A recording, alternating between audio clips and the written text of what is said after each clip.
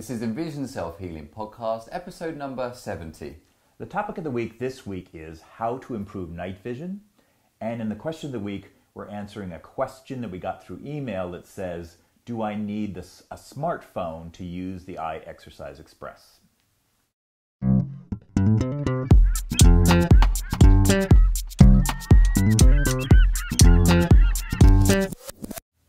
Hi, I'm Will Fuller. And I'm Richard Miller. And we're the co-creators of EnvisionSelfHealing.com, and we're dedicated in helping you improve your eyesight and quality of life by taking healing into your own hands. Now, if you haven't had a chance already, don't forget to head over to the Envision Self-Healing website, where you can get your hands on plenty of eye exercise information and also a free ebook that gives you 10 top tips on how you can start improving your eyesight in our modern day world. So we've had a pretty busy week, Will, this week. We have, spending plenty of time with the computer. Yeah, and we're beginning to add in a lot of testimonials. Last week we had the drawing from the people who had submitted testimonials, basically stories about how eye exercises and the website have helped them with their vision. Yeah, basically we really wanted to come up with something to start helping encourage people a lot more, a little bit more proof these eye exercises work. Because I guess for us, you see the proof because you do the exercises, your vision is a little bit clearer, so you know that helps. But we can certainly understand that people get a little bit more from actually having other people share their stories. I guess we started the website with the idea that here we are, two guys who have used eye exercises to improve our vision. Yeah. And we are kind of the proof. Yeah. But I think people need a little more, because there is skepticism about eye exercises out there. Yeah. They need a little more encouragement from a broad base of people. And I guess also with us, our approach isn't necessarily a quick fix approach. So you do need to do it over a longer period of time. So I guess it means, motivation needs to keep up that motivation over a longer period of time. So maybe initially hearing our story and seeing our improvements, how we got rid of our glasses and how we've improved our own conditions, might be kind of good for a Kickstarter. The beginning, yeah. So we certainly want to dedicate more of our time now to bring in more people to you, because there's plenty of people out there. And that's why we're collecting these stories from a lot of people, and that's why we started interviewing some other people who have improved their eyesight as well. So we've been putting this page together for a while. We're probably going to call it Do Eye Exercises Work? Right. I think it's a nice title for it, and we're really lucky that our audience has been sending in plenty of words of encouragement, which we really can't thank people enough. It's really going to help a lot of people to encourage them to continue with their eye exercises. And hopefully maybe even some of those people we can get on the show at some point and share their story. And if you're listening to this and you are one of those people that have improved your vision or seeing benefits, enjoying the exercises, then certainly let us know, and then we can add your words of encouragement there to the page that we're going to put up there on the website. Yeah. And maybe we even get to have you on the show as well. So keep those words of encouragement coming. It's really fantastic to see and hear all the improvements that people are experiencing, and also improvements in quality of life as well, not just in vision. So that's kind of was our mission all those many moons ago when we started Envision Self-Healing. So it's great to see that's kind of and it is why we have a lot of free information on the website, so people can prove to themselves that they work too. So. So it's great there that you guys are sending us your feedback, so certainly keep that coming. And I think it's a good time to move on to topic of the week.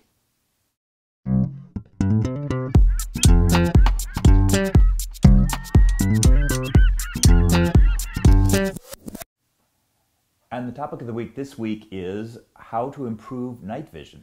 And this is certainly a close topic to myself. That's true. And to many of our listeners. We know quite a lot of our followers here at Envision Self-Healing do have particular peripheral vision issues. And maybe we should quickly explain the anatomy of why we're connecting peripheral vision with night vision. Yeah, that's a good start. I hate to. This is your part of the anatomy, so I almost hate to do it. But go. I'm not judging you. You go for it. All right. You can hear me critiquing you. All right.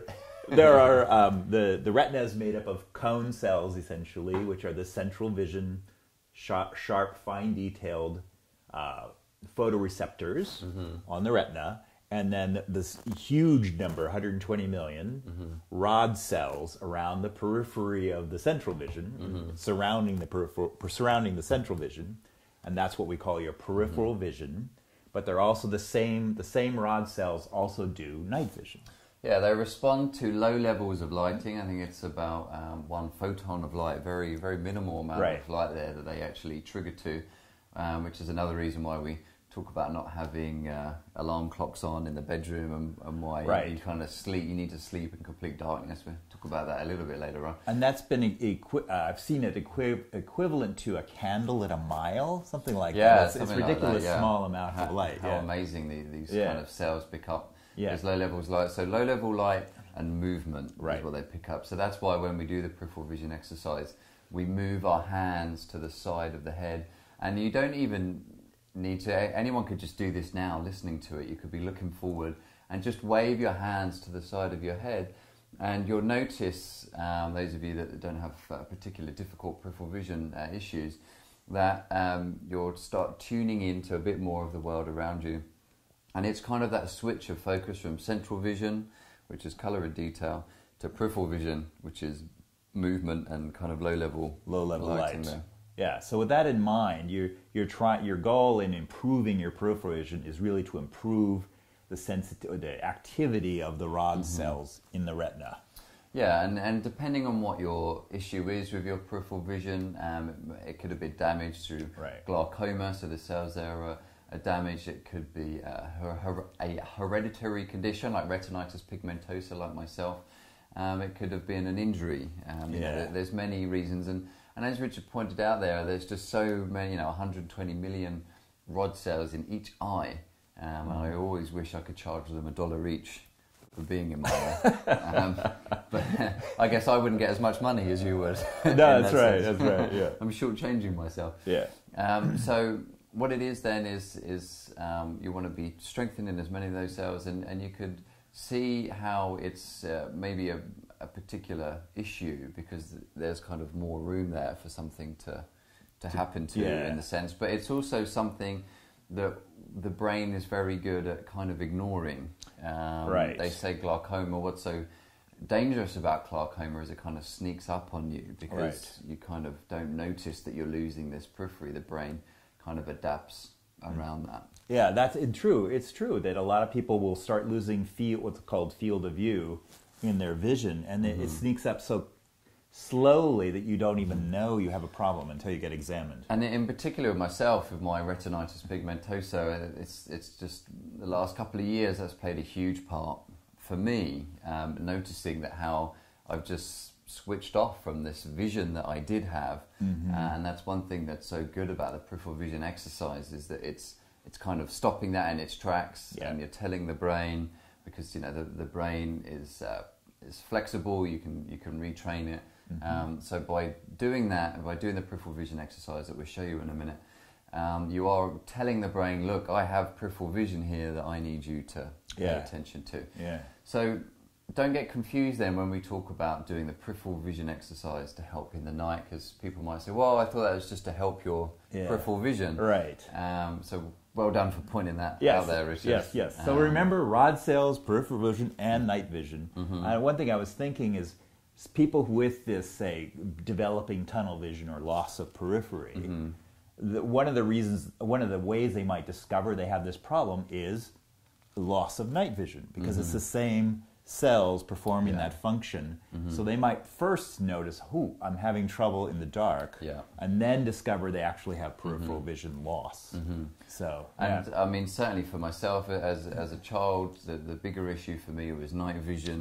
And then I guess as you go on, it kind of moves into your day vision as the tunnel vision increases there. So, but most people with a peripheral vision condition will notice that their night vision is kind of affected first. Yeah, and then there are just people who, with age, for some reasons, they just sort of ignore the periphery. There's lots of reasons, just have a night vision problem, and that's all they have. So there are those people too.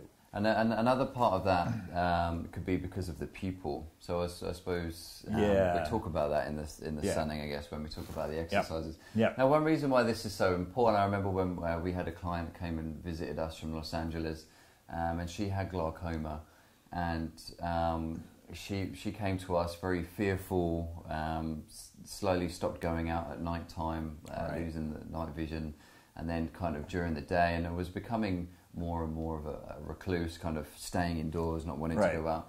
And we spent a couple of hours doing some eye exercises, a little bit of massage, a bit of a pep talk as well about vision and how the eye works and whatnot.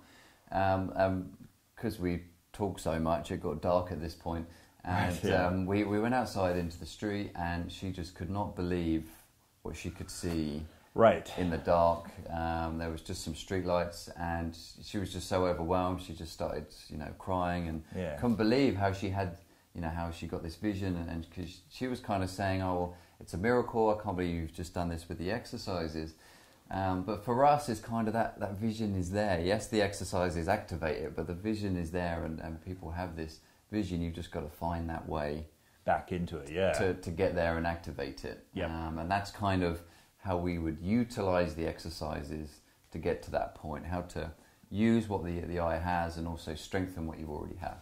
So we know now that for night vision, we know we need to exercise the rod cells and strengthen that in order to see better in the dark.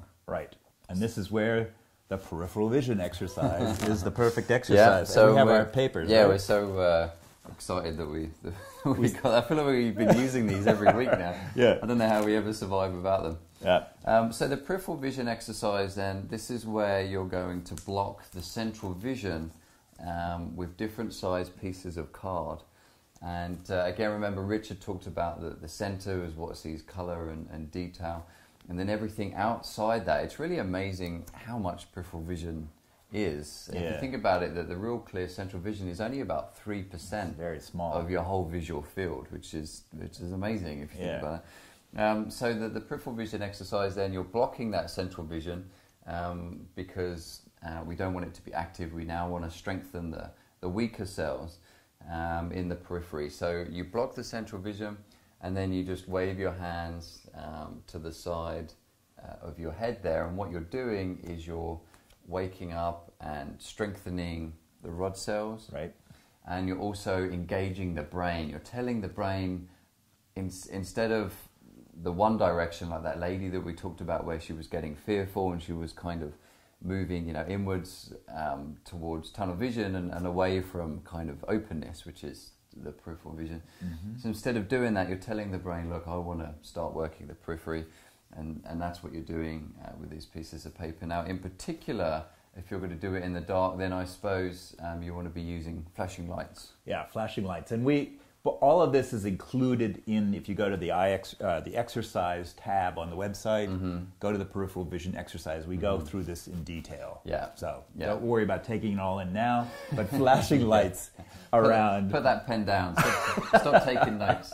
You can go look to the around website. you. Use your peripheral vision. So if you go to envisionselffeeling.com, go to the exercise tab, and you'll see the peripheral vision exercise. Go in there. It's got peripheral vision exercise in the day, and that's where we go through these 3 sized pieces of paper. It increases in increments because you're blocking more and more central vision, working more and more periphery, and then you can go a step further and specifically to help you work your peripheral vision for the dark by using flashing lights. Remember we said that the rod cells respond to movement, so by doing it with flashing lights in the dark, then you've got that movement because it's flashing, and then also because you're actually in the dark in the first place.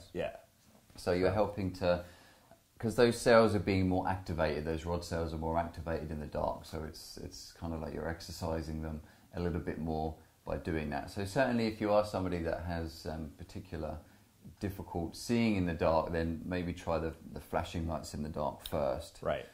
Especially have a particular condition like retinitis pigmentosa, because you have what we call scotomas or blind spots where you have certain areas of field of vision which is a lot weaker than others. So, but you might notice that in the day, putting your hands there or something, you might not see it. But in the dark with a flashing light, you might be able to see the flashing light. Right. The flashing light just ups the ante in terms of your rod cells responding. If you're having trouble with the rod cells responding, the flashing light just gives it a boost. It's a bit more sensitive. Yeah, yeah. And if you want to know about where to get those flashing lights, we do address that in last week's podcast. Right. In the question of the week, where we talk about where to get those. So we won't go into that now because we've got too much to go through. So the first one then, peripheral vision exercise, just like Richard explained there, makes sense because you want to strengthen those cells. And then the second thing, which might seem a little bit counterintuitive, but that's to do the sunning exercise. Right, and the sunning exercise, again, eye exercise tab, go look it up. But it's basically closing your eyes, facing the sun, and you're panning your head from back side to side. And part of the things we insist upon on the instructions is going far enough away from the sun that you create shade on your eyes at each extreme. And that's because we're reducing the pupil down to a small hole by facing the sun, and as you turn away from the sun, it's opening it up. Okay. So we're exercising that pupil to close down and open up. Do you want to explain why that's good? Because we've not explained that yet. That's true. Oh, God. I was waiting for you to fall into that trap. And now you've fallen in it. You've fallen in it royally, so now you can continue. So, for night vision, sometimes a problem with night vision is the pupil doesn't open up wide enough. Because we're in lighted situations most of the time in our modern life, our pupils don't open up enough. So by doing the sunning, we're actually closing it way down and then opening it up. And we certainly feel, in particular, as people age, this muscle gets weaker and more sluggish, either through poor use or just predisposition, just natural aging process. But by doing the sunning exercise, you're strengthening the pupil so that you can constrict better and also dilate. And if you think when you're doing the peripheral vision exercise, the pupil is also dilating. Right. And the reason for that is because you're trying to take in more light so that you can see easier in the dark because it can get to these rod cells at the back of the eye. And if you think about just like a camera, you kind of restrict down and shut down in bright light, and in the dark you kind of want more exposure. Right. So by doing the peripheral vision exercise, you're dilating the pupil. And then when the sunning exercise, you're really constricting. It's kind of like doing a press up for the pupil muscles. They're the two muscles that you have in the iris that can dilate and constrict. So, but then also as you're doing the sunning, by turning side to side, it's fully constricting as you're facing, and then slightly dilating as you turn to the side. Right. I don't think it's certainly not dilating as fully, much as peripheral vision because you're outside in the sunlight. Right. But you are getting that relaxation and contraction going on there. So the pupil is one, but then before, why I said it would be counterintuitive going out in the sun also is because the sun nourishes the retina. Right. So if for those of you that aren't necessarily familiar with vision, maybe an easier way to think about it is with plants and how they take the sunlight, photosynthesis occurs, and then turns it into energy so the plant can grow. And with the eye, we do something very similar where the cells take the sunlight, they turn it into electricity, and then send that message to the brain in a process called phototransduction. So you're actually, by doing the sunning exercise, you're really nourishing those cells, getting them nice and activated. And in particular, I guess a good example of this is a lady that we worked with in Brazil when we were there, doing some advanced vision improvement training with some specialists down there in Brazil. It was pretty amazing. And she was blind. This lady used to be blind for 10 years. And it was because she had real dense cataracts. And they couldn't operate because her retina was so weak. Right. So she spent 3 years doing lots of sunning, at least 2-3 hours a day, and doing the other eye exercises as well. And she was able to strengthen the retina enough so that they could operate and remove the cataracts. And now she was driving at the time that she told us this story. Right, yeah. It was kind of funny. We were driving to the course. Oh, I used to be blind. Yeah, she just dropped it in conversation. I was like, well, how should you be driving? She, oh no, it's fine now. Yeah. But it's certainly just more evidence there that you can strengthen the retinal cells there, and it just kind of makes sense that the eye has kind of evolved around sunlight, and that's what strengthens it and keeps it activated. So sunning really twofold there as far as improving your vision, and in particular with night vision there, even though it might seem counterintuitive to be in the sun to help your night vision. And then the last exercise is not counterintuitive, which is palming. So in palming, we are spending, especially if you palm for like 20 minutes at a time, and really if you palm 40 minutes, it would be even better, because your pupil opens up gradually with time. Yeah. And we recommend at least 6 minutes to rest the optic nerve. But really at 20 minutes, you've reached a wider pupil at that point, and it really doesn't completely open up till 40 minutes. So the more you can do it for that, the wider and wider your pupil will open up. And it's also that you're actually allowing yourself to adapt to the dark, and we could, I suppose we could just lead into this now, talking a little bit more about lifestyle, and how your lifestyle can also help you improve your vision in the dark. And if you think about it, if you're never in the dark, how could you expect your vision to be good just going in to a dark environment? Right. And I think we actually would blame, in some ways, our modern lifestyle of never being in the dark as potentially leading to some people without other conditions of having night blindness, because they're just in light all the time. So we would recommend the opposite. So we recommend like spending time even in your house with the lights off. Just spend 20 minutes in your house with the lights off. You know it well enough, you could probably even walk around in the dark without a problem.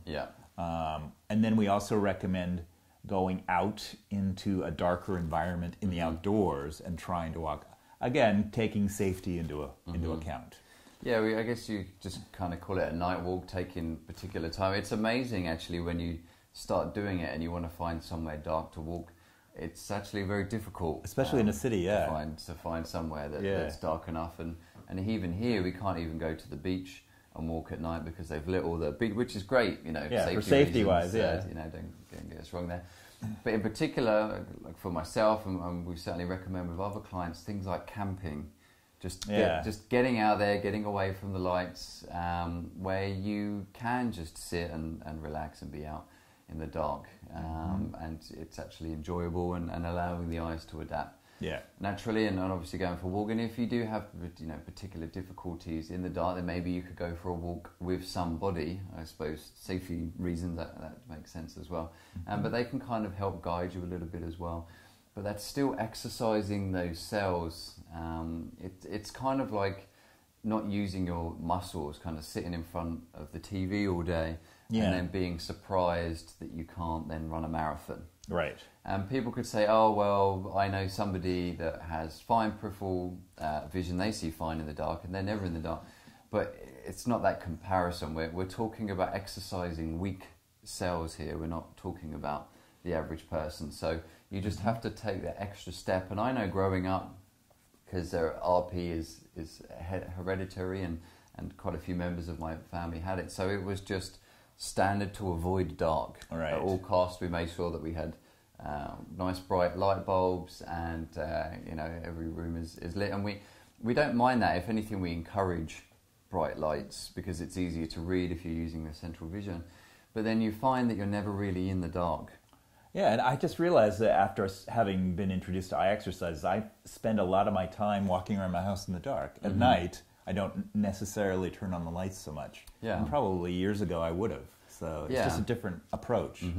So. And certainly to clarify that, because that is a typical question, is about reading in the dark. Oh, right. And if you're using your central vision, you need bright lights to see best. But what we're talking about here is that being able to adapt to the dark. Right. Normally in a social situation or something that doesn't have any pressure around it, to allow your eyes to develop and get strength just through actually being in the dark. Right. Because if you're never in the dark, how could you ever expect to see in the dark? Right. And I notice in particular with palming is that, and doing the peripheral vision exercise in the dark, one part that helped me so much with that is I got used to spending time in the dark. Palming, on a regular basis, and in particular with the flashing lights actually moving in the dark. Right. So then when I went to, say, a dark restaurant, I was already familiar with that environment. I was used to, like you say, walking around the house where it was in the dark, finding things. And it also does a big push for your confidence. Yeah, yeah. Which is an issue for people with this problem. Yeah, in particular. Yeah. So three exercises there. Then you've got the peripheral vision exercise because you want to exercise those rod cells. You've then got the sunning exercise because you want to nourish the retina, and you also want to strengthen the pupil and allow it to constrict and dilate better. And then we have the palming exercise that is also going to help the pupil.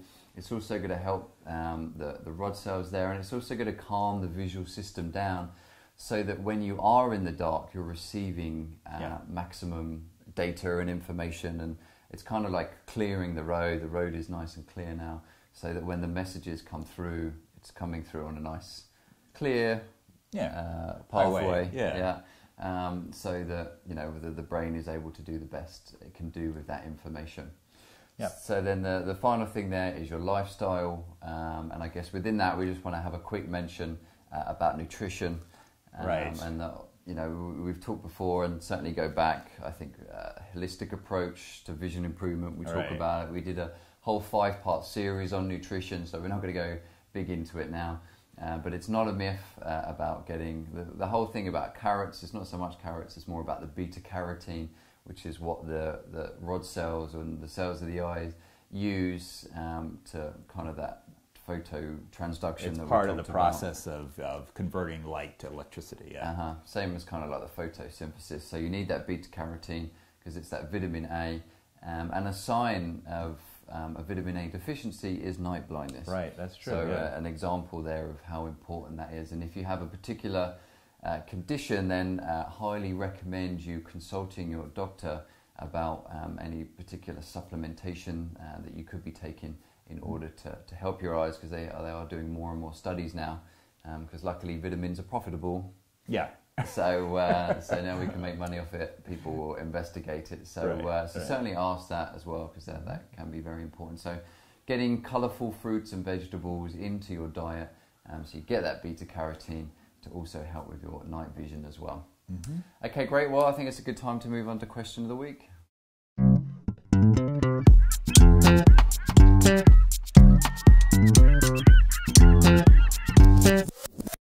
And the question of the week this week is, do I need a smartphone to use the Eye Exercise Express? And this is a good question because we did try and orientate the Eye Exercise Express to that kind of audience. Yeah, the high-tech audience, yeah. They're kind of on the go.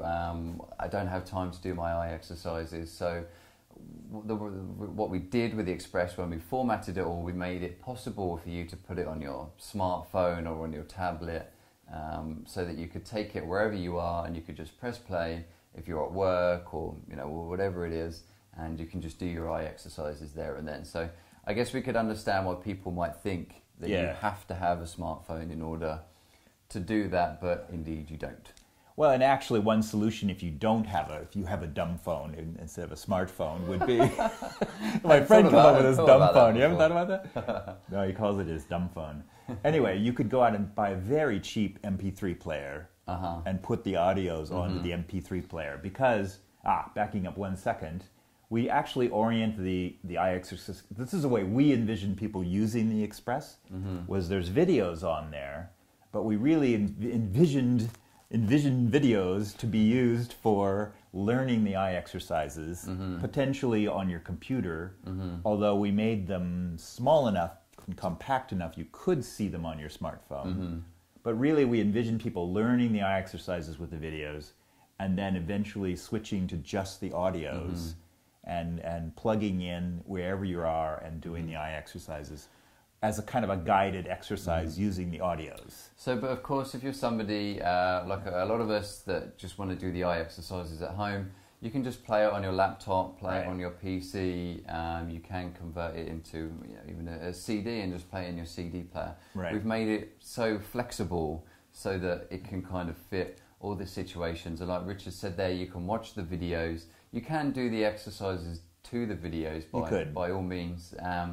But we wanted to do it detailed enough so that you can kind of learn the technique, make sure you're doing it right visually, because there's all different learners, visual learners, auditory learners, and kinesthetic. So we wanted to hit all three of those areas.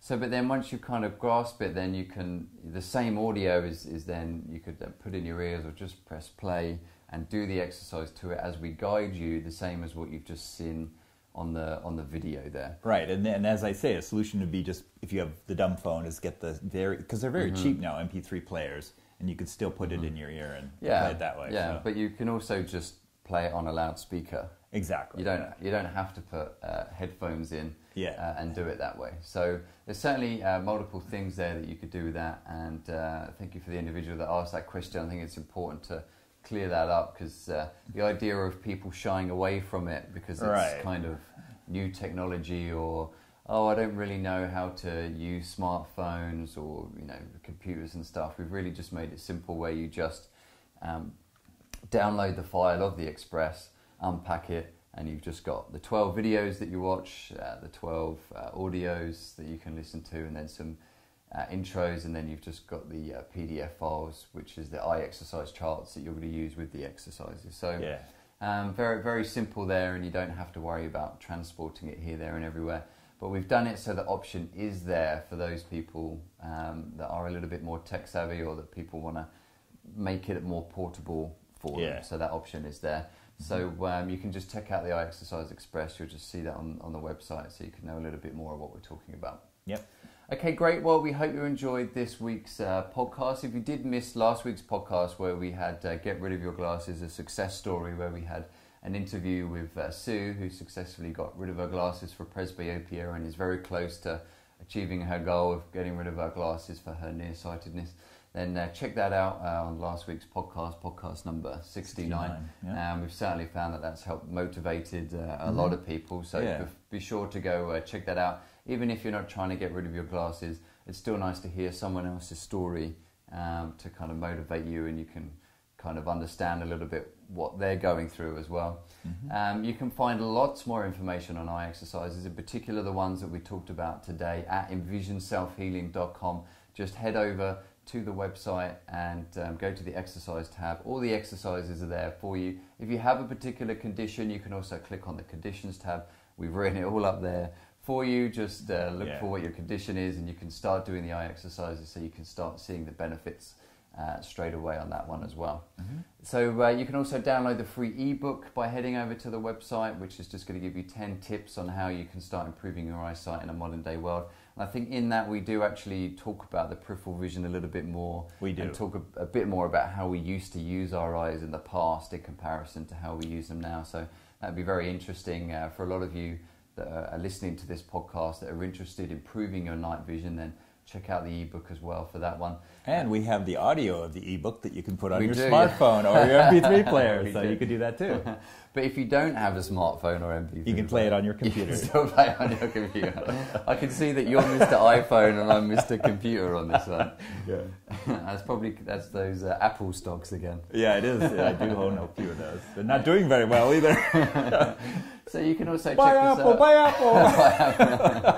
And we're not meant to have stocks in any, are we? Oh, yeah. So you can also check us out on Twitter and check us out on our Facebook fan page. Just type in Envision Self Healing. Head over to Facebook there, and you'll see a bunch of pictures and stuff that we've got going on there in the Facebook community, and also some other information that we've got going on there.